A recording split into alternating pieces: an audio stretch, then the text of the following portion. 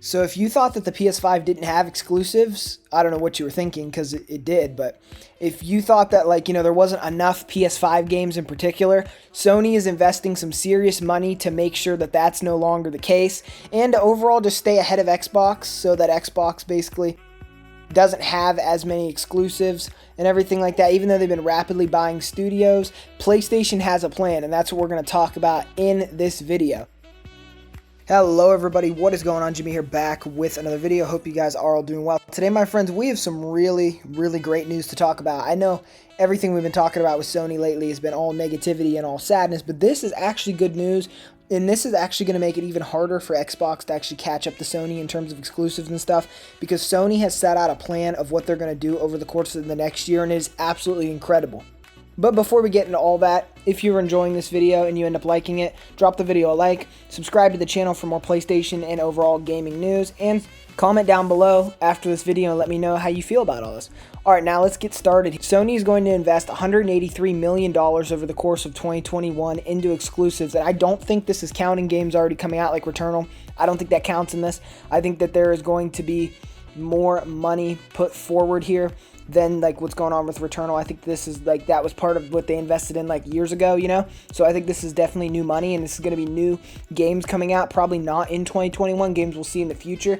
And everybody, you have to realize that this $183 million that they are investing is not $183 million like as in the total. It's $183 million more than they invested last year. So we are going to be getting some serious gains, and all of this is going towards their first party companies, and they're overall just going to make amazing games with this money and make all sorts of first party games with all this. And this is going towards their first party companies or companies that are making first party games for Sony products. And honestly, I cannot believe that they'd be putting that much more money forward. This console war is seriously taking new heights with this, and I'm seriously impressed that they would actually go out on a limb that far just to defeat Microsoft and Nintendo. It seems like they're trying really hard here, and honestly, a healthy Sony is a healthy Nintendo and Xbox.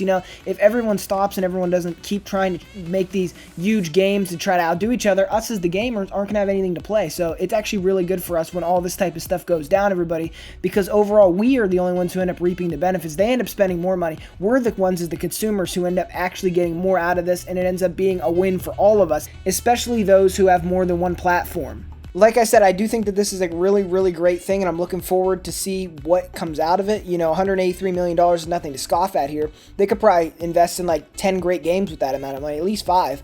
And, bring us these amazing games that they wouldn't have. And I feel like this is all because of Microsoft's Game Pass. They want something that can compete really well, and they know, truthfully, that they have to ramp up something here because they're being labeled as the console that's the worst deal. So if they're going to be the worst deal, at least make them the best when it comes to games. You got to do something better. Jim Ryan knows this, and I think that's what he's trying to do here. It seems to be that he's making better decisions as of late than he was before. But I think that Sony's seeing that they're not the better value, so at least they can be the better platform for exclusivity and overall games, because they don't really want to compete with Game Pass 100%. Even if they give us some type of Game Pass comparison, we know that it's not going to be as good of a value, and it's just not going to be as good. The way that they're going to try to probably compete here is by releasing these absolutely amazing games, and by doing that, they're actually doing a really great job. And even though the value proposition isn't there, the fun proposition of having all these amazing, 10 out of 10 games on their console definitely will make a difference. And I feel a lot more confident in Sony this generation than I did a little bit ago there. I was getting kind of worried based on all the decisions they were making.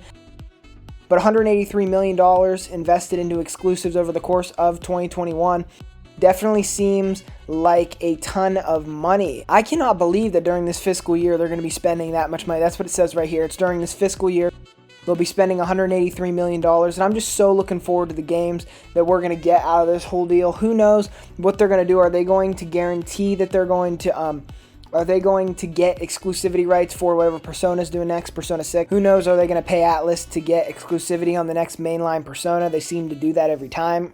Although it seems, because, we see the Persona spin-offs hit other consoles, and mainline just never seems to, except for Steam, which they don't consider a threat. They bring their own games to Steam. So that's why I feel like they'll probably try to lock in the next Persona game.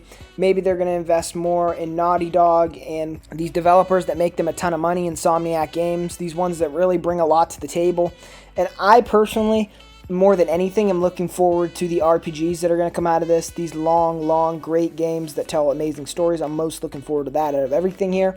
But overall, I'm just so excited for all this. I'm really excited for this month. We're getting Returnal from Sony in terms of exclusives, and I will be playing it and actually reviewing it on this channel. If you're excited for that review, subscribe so you do not miss it. Anyways, that's basically all I had to talk about in this video. If you enjoyed the video, don't forget to drop me a like, comment, maybe even consider subscribing to the channel. And as always, thank you for watching. Jimmy out of here.